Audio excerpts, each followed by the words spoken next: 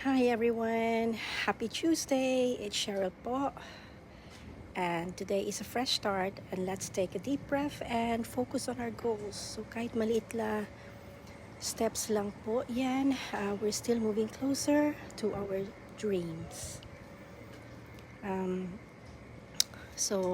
Pero tandaan lang po natin na ito po ang nagpapalakas sa atin, yung mga challenges natin sa mga ating buhay.